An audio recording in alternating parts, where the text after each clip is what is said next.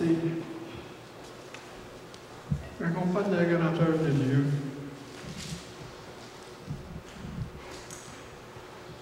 qu'est-ce qui s'en vient avec le salut? C'est pas juste le salut, c'est plus que le salut. Il va créer une nouvelle terre et des nouveaux cieux. Et Dieu va vivre avec nous sur cette terre. Et on se souviendra plus du passé du tout. C'est qu'on retourne au jardin avec Dieu. Un retour au jardin. Ça, cette vision-là, ça nous aide à avoir une patience pour endurer, parce qu'on marche en ce moment dans le désert d'une vie. Mais c'est pas juste le salut. C'est au-delà du salut encore. Parce que quand il va y avoir une nouvelle terre, des nouveaux cieux, ça va être la création tout entière qui va être réachetée. La rédemption de la terre et des cieux. Parce que les terres présentes qu'on voit en ce moment vont tout disparaître par le feu. Au complet. Il recrée toutes les choses. Il a commencé par nous autres. On renaît de nouveau, il nous a recréé de nouveau. Il nous a fait une nouvelle vie, un nouvel homme. Maintenant, on va avoir un nouveau corps.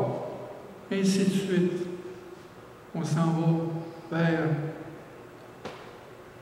vers la complétion, la création qui va être complètement rachetée. Quand il dit dans Romains 8, il dit que toute la création entière soupire, il attend les fils de l'homme qui soient complètement rachetés. Et après ça, c'est la création tout entière qui va être refaite de nouveau. Et ça, c'est après Dieu, qui est le créateur du ciel et de la terre. Le créateur, c'est tout lui qui a tout fait ça. C'est merveilleux. C'est pour ça que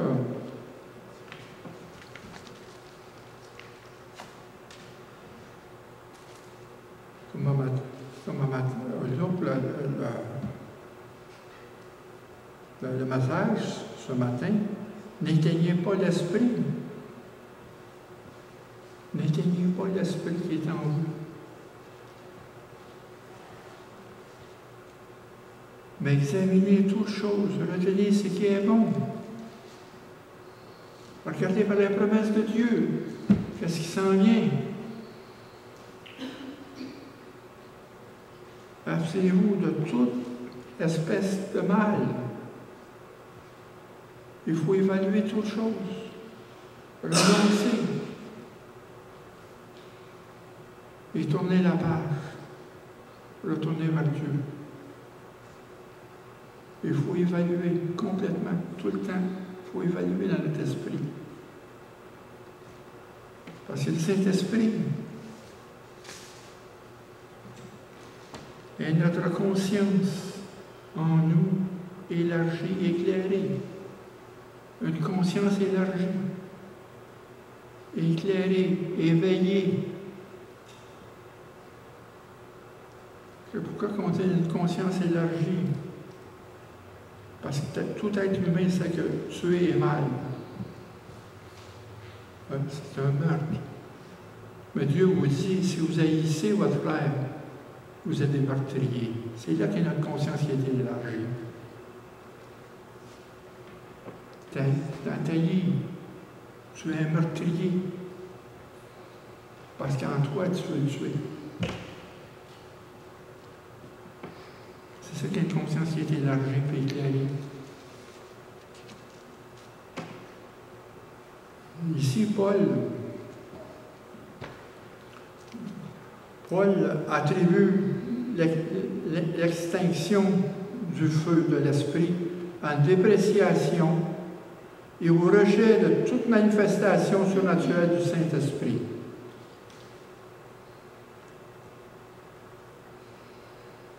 Le Saint-Esprit est là. Il se manifeste. Il ne faut pas rejeter. Il ne faut pas prendre pour acquis ces choses-là. Il ne faut pas déprécier la manifestation de l'Esprit Saint. Que ce soit des miracles, que ce soit des paroles, des prophéties, c'est la manifestation de l'Esprit dans son Église. Ça, c'est pour nous édifier, construire, nous conduire. Parce que l'Esprit Saint est notre conscience.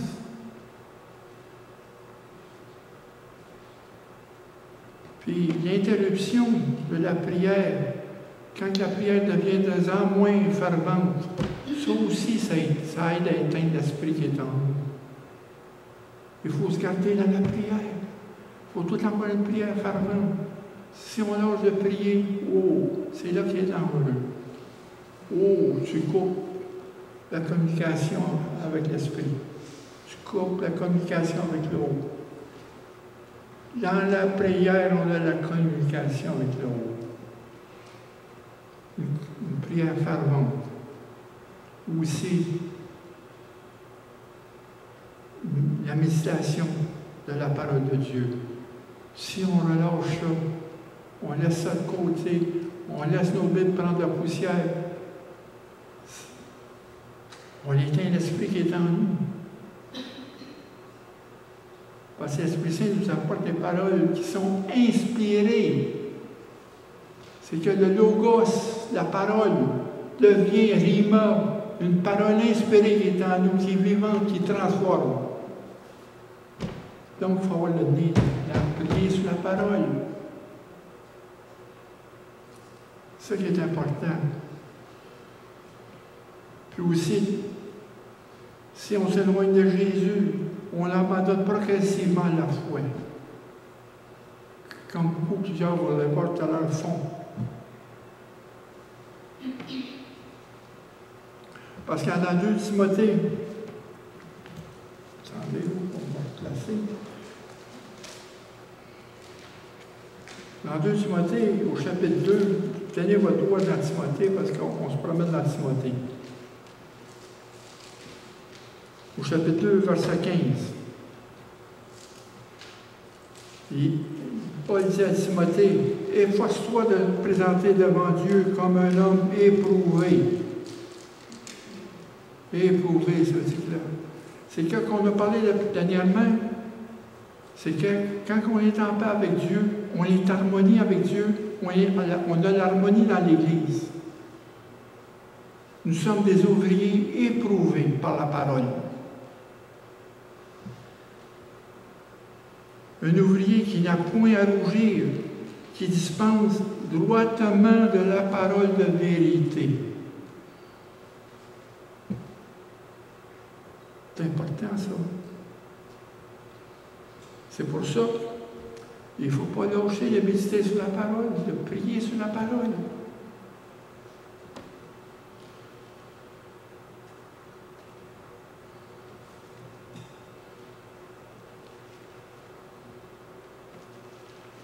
Dans 1 Thessaloniciens, au verset 5,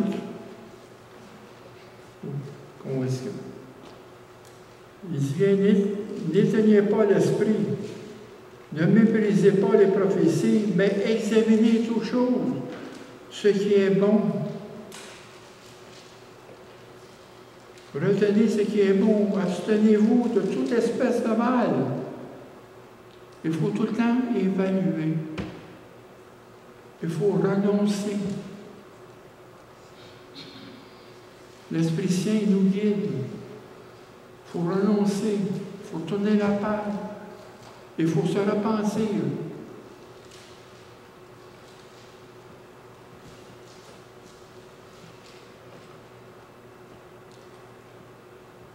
Puis dans 2 Timothée, au chapitre 1, verset 13-14, il dit « Retiens dans la foi et dans la charité qui est en Jésus-Christ le modèle des saintes paroles que tu as reçues de moi. Garde le mon dépôt par le Saint-Esprit qui habite en nous. L'Esprit Saint, c'est ce qu'il fait. Il garde le dépôt en nous. Le dépôt de la foi.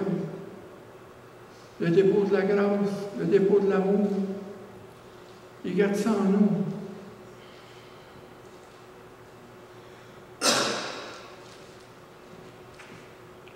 Il faut avoir l'obéissance à la vérité. Une obéissance absolue à la vérité.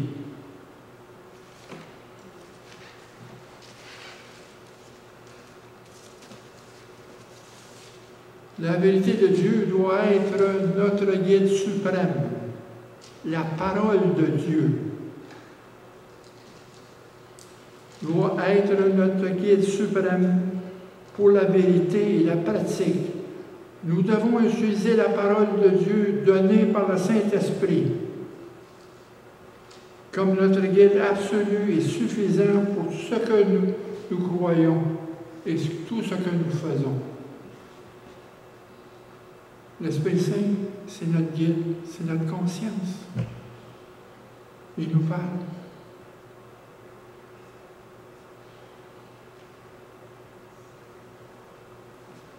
La tendance dans certaines églises, je dis bien, à fonder la doctrine, les usages ou les nouvelles vérités sur des expériences subjectives, des miracles, des résultats et des buts centrés sur l'homme ou des théories d'hommes, ça sans appui biblique solide, sera l'un des principaux moyens de tromper auquel Satan a recours lors de l'apostasie dans les derniers temps. On est là.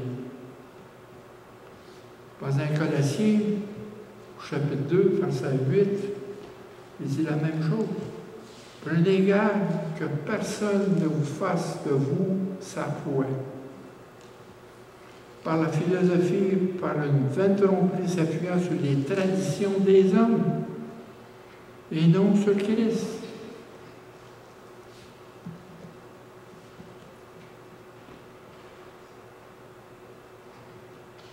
Dans Matthieu 24, Jésus dit la même chose.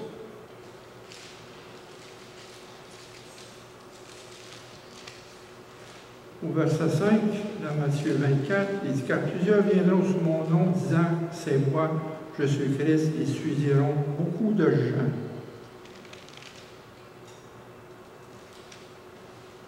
Et au verset 11 et 12, « Plusieurs faux prophètes s'élèvent, et séduiront beaucoup de gens, et séduiront beaucoup de gens. Parce que l'iniquité sera accrue, la charité d'un plus grand nombre se refroidira. » Et au verset 24, « Car il s'élèvera de faux Christ et de faux prophètes, ils se feront de grands prodiges et de grands miracles, au point de séduire, s'il est possible, même les élus. Même les élus. On n'est pas à l'abri. Ça, je le sais. C'est que l'Église a tendance, des tendances dans certaines églises à fonder des disciplines, des usages et des nouvelles vérités.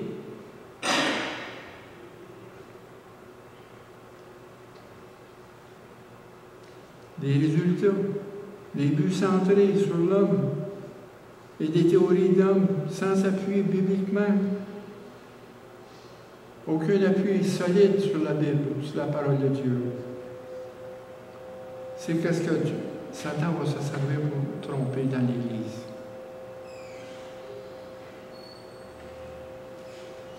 Parce qu'oubliez pas que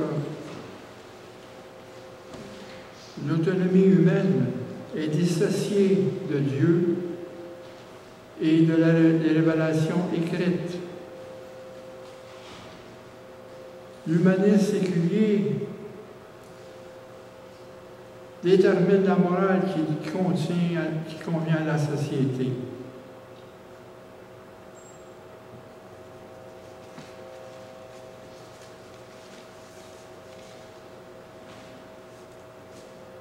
Et dans 2 Timothée au chapitre 3, verset 15,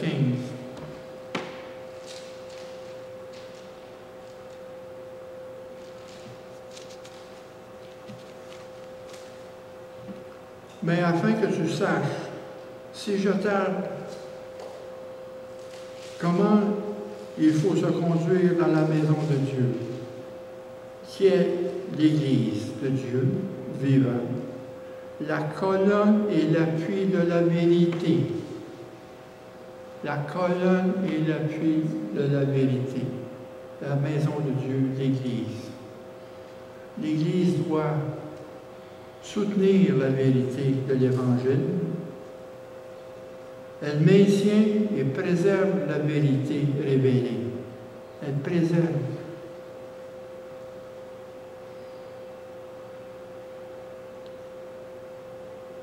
La vérité est révélée par Christ et par les apôtres.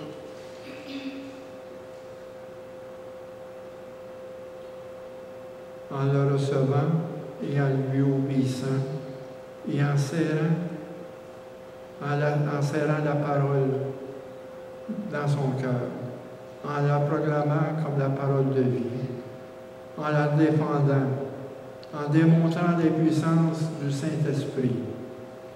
Oui, c'est la parole de notre cœur. Parce que dans 2 Thessaloniciens, chapitre 2, verset 10, il est bien dit, et avec toutes les séductions de l'iniquité, pour ceux qui périssent, parce qu'ils n'ont pas reçu l'amour de la vérité. Ils n'ont pas aimé la vérité. Aussi Dieu leur envoie une puissance d'égarement pour qu'ils croient au mensonge, afin que tous ceux qui n'ont pas cru à la vérité, mais qui ont pris le plaisir à l'injustice soient condamnés. L'amour de la vérité. C'est pas juste le livre, c'est la série. Aimer la vérité. L'amour de la vérité. Il faut la serrer sur notre cœur en programmant comme la parole de vie, en la défendant, en démontrant les puissances du Saint-Esprit.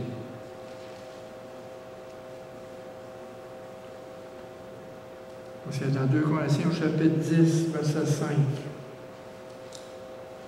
Il est important à souligner. Nous renversons les raisonnements et toute hauteur qui s'élève contre la connaissance de Dieu. Toute hauteur.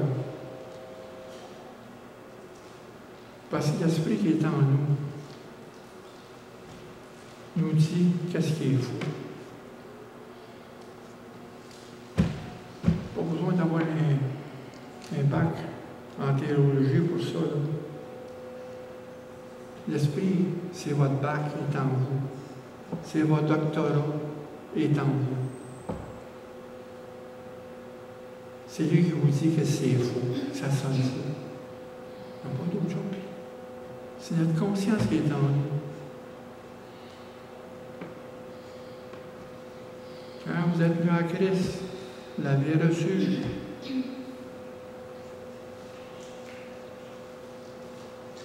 Et vous avez cru qu'il était fait, vous avez croyé qu'il est le Fils de Dieu. Il vous a donné la foi d'être enfant de Dieu, né de nouveau. À ce moment-là, l'Esprit Saint vous l'avoue. Automatiquement. En acceptant Christ en vous, son Esprit est en nous, vient habiter en nous. Vous êtes complètement nouveau. Après ça, il dit, et nous emmenons toute pensée captive à l'obéissance de Christ.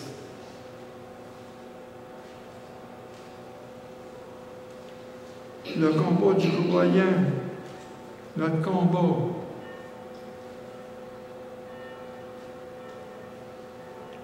implique la soumission de toutes nos pensées à la volonté de Christ, à rendre nos pensées captives en Christ, le renouvellement de la pensée, qui non conforme avec le siècle présent, avec le monde.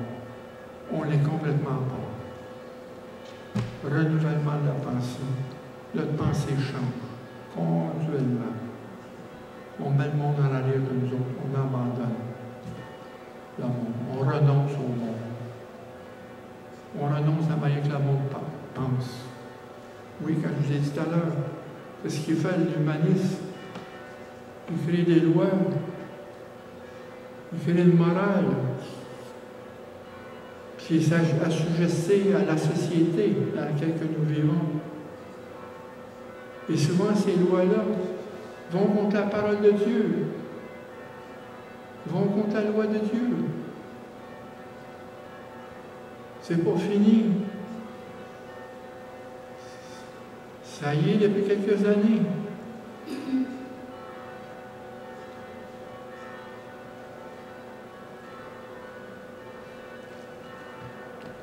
Le combat, c'est de soumettre à la pensée la volonté de Christ. C'est dans la prière, la communication,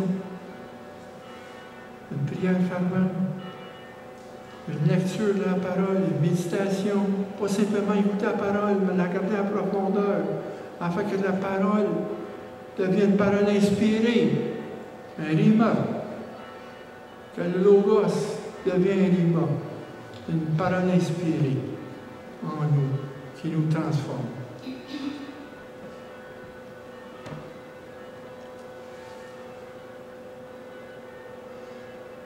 Car celui qui ne se plie pas à cette exigence finira par tomber dans l'immoralité et connaîtra la mort spirituelle. Oui. Oui. Celui qui ne se soumet pas, qui ne soumet pas ses pensées à la volonté de Christ, il s'en va graduellement dans l'immoralité, puis qui atteindra le mort spirituel à la fin. Donc, qu'est-ce qu'il faut? C'est une consécration à la vérité. Se consacrer à la vérité, à la proclamation de l'Évangile. Parce que, 1 Timothée 1,10,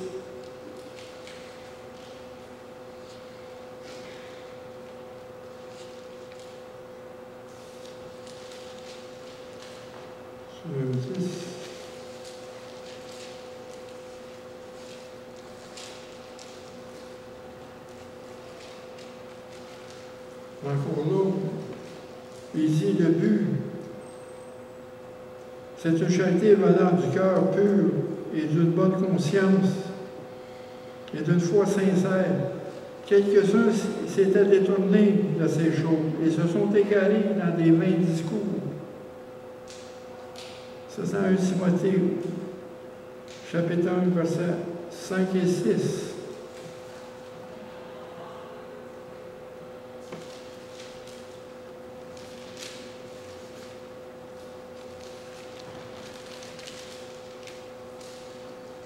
Et dans 2 Timothée, chapitre 1, verset 10,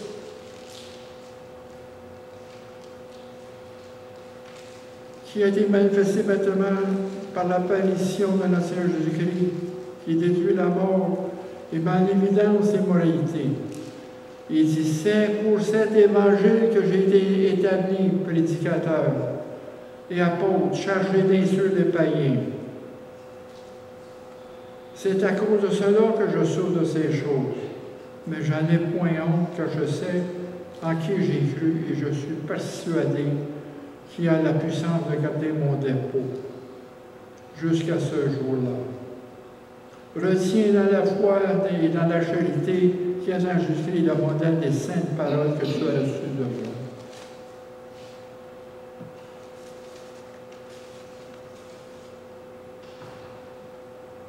Par conséquent, pour ceux qui n'ont pas entendu et compris la parole de Dieu, mais qui n'ont pas aimé sa vérité et qui ont choisi de se complaire dans le péché. Il ne reste plus de sacrifice pour le péché, mais une attente terrible de jugement.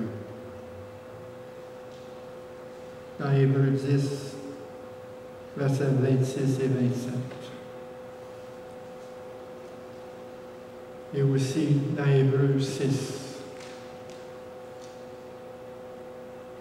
Une foi éclairée, une fois avoir goûté à la grâce, si on retourne dans le péché, il n'y a aucune repentance. Oui. Mais c'est en Jésus qu'on a notre sécurité. C'est en lui.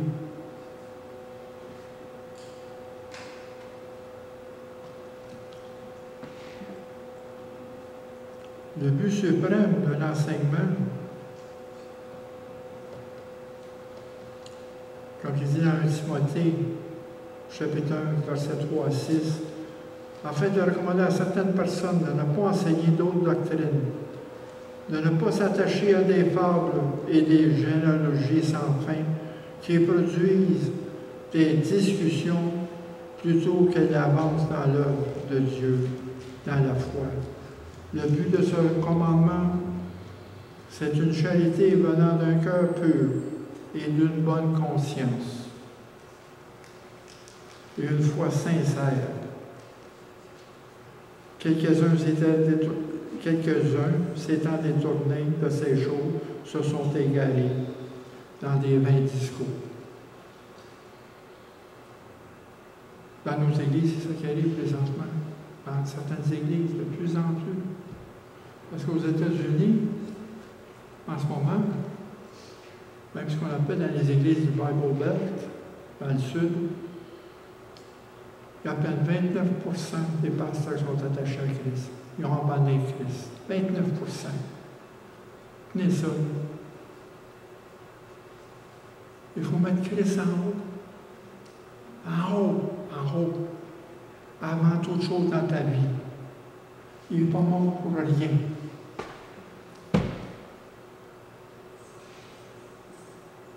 Il est monté sur la croix pour souffrir, pour qu'on vienne à lui. Pourquoi qu'on voudrait l'abandonner après qu'est-ce qu'il a fait, le prix qu'il a payé pour nous? Ça n'a pas de sens. C'est le Christ qui est en nous. Christ, ce n'est pas une doctrine. Le christianisme, ce n'est pas une doctrine, c'est une relation avec le Christ, avec le Maître. On est des disciples de Jésus. Pas juste des chrétiens, des disciples. Beaucoup se disent chrétiens par culture, mais peu sont disciples de Christ, le suivent. Le but suprême de l'enseignement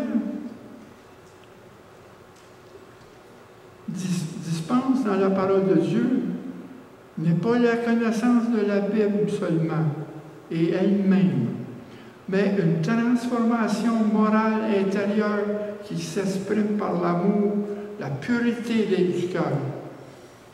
Ce n'est pas juste une connaissance biblique. Parce qu'il y en a qui connaissent toutes les paroles, mais ils n'ont pas l'amour de la vérité. Ils en connaissent, mais ils n'ont pas l'amour.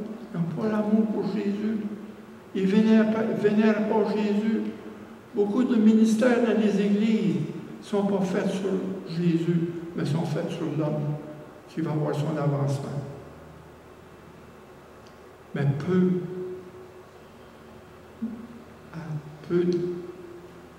ont une dévotion au Maître qui est Jésus, qui transmet tous ces ministères-là. Parce que ce n'est pas nos ministères. Aucun ministère nous appartient. Tout appartient à Jésus. C'est le chef suprême de l'Église. Donc, le but suprême de l'enseignement, c'est une transformation morale intérieure. Parce que le rima, la parole inspirée, est en nous, transforme, emmène une discipline.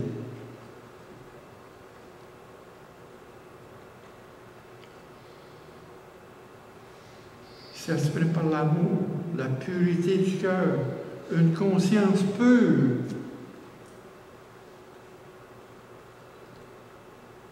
Et la foi sans hypocrisie.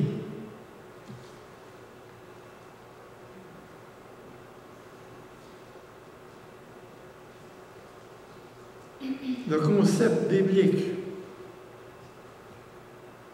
n'est pas du tout d'abord de transmettre des connaissances ou se préparer à un plan académique,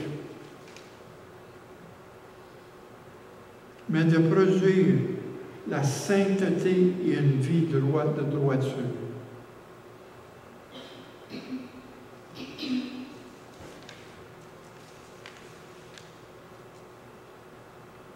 Se conformant aux pensées de Dieu. Parce qu'on dit bien dans 2 Timothée, 1, 13, 14, Paul dit, retiens dans la foi et dans la charité qui est en Jésus-Christ le modèle des saintes paroles que tu as reçues de moi.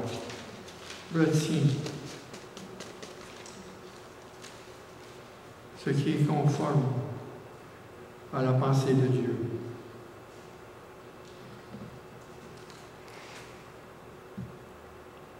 La connaissance entre, mais l'amour édifie. 1 Corinthiens chapitre 8, verset 1. La connaissance entre. Quand Paul dit dans 2 Timothée, au chapitre 2, verset 14-18,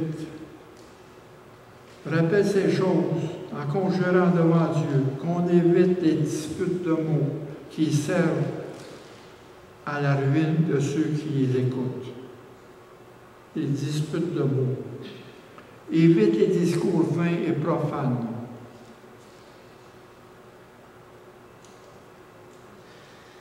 Je me rappelle, dans un déjeuner d'hommes, il y avait un invité.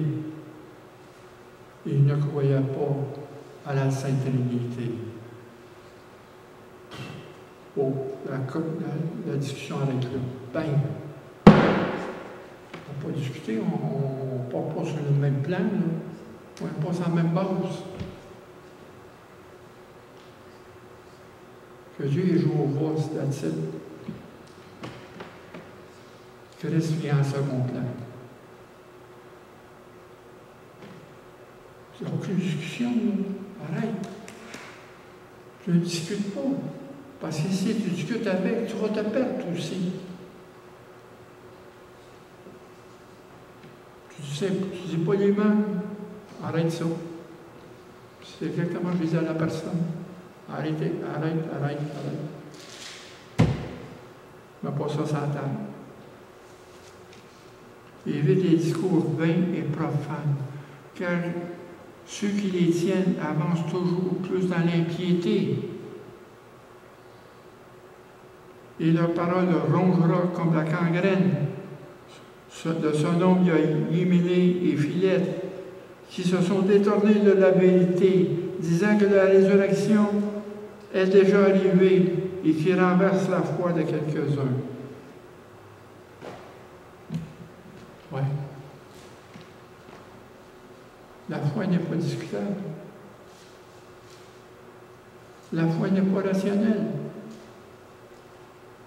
La foi, c'est Dieu qui nous l'a donné. La foi vient de Dieu. Et Dieu nous a donné le Saint-Esprit pour nous guider, pour nous enseigner, pour nous convaincre. Oui, le Saint-Esprit, la conviction vient du Saint-Esprit.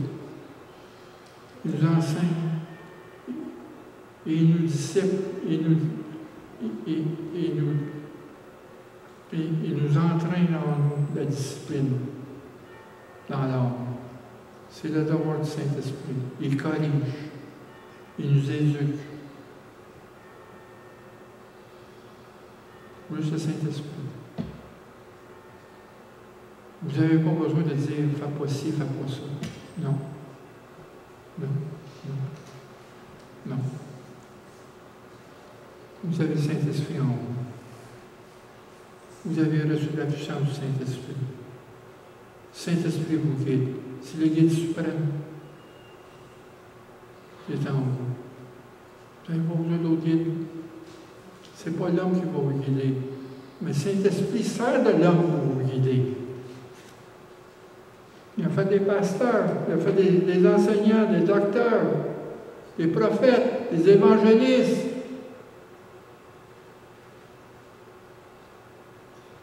Pour le perfectionnement des saints, dans Éphésiens chapitre 4. Dieu, ça sert des hommes. Ça vient de Dieu et non pas de l'homme.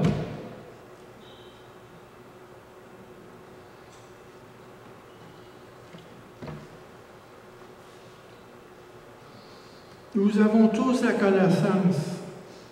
Nous avons tous la connaissance.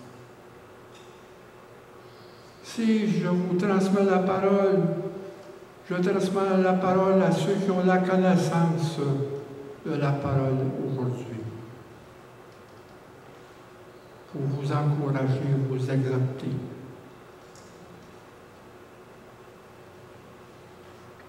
Il dit, soyons humbles. C'est là qu'il y a la connaissance. Il y a un danger dans la connaissance. Il y a un grand danger. Parce que la connaissance peut devenir un piège pour nous. On perd l'humilité. On se détache de Dieu parce qu'on repose sur nous. Il dit, n'aspirez pas à ce qui est élevé, mais laissez attirer par ce qui est humble. Soyez point sages à vos yeux. Romains 12, verset 16. Ne soyez pas sages à vos yeux.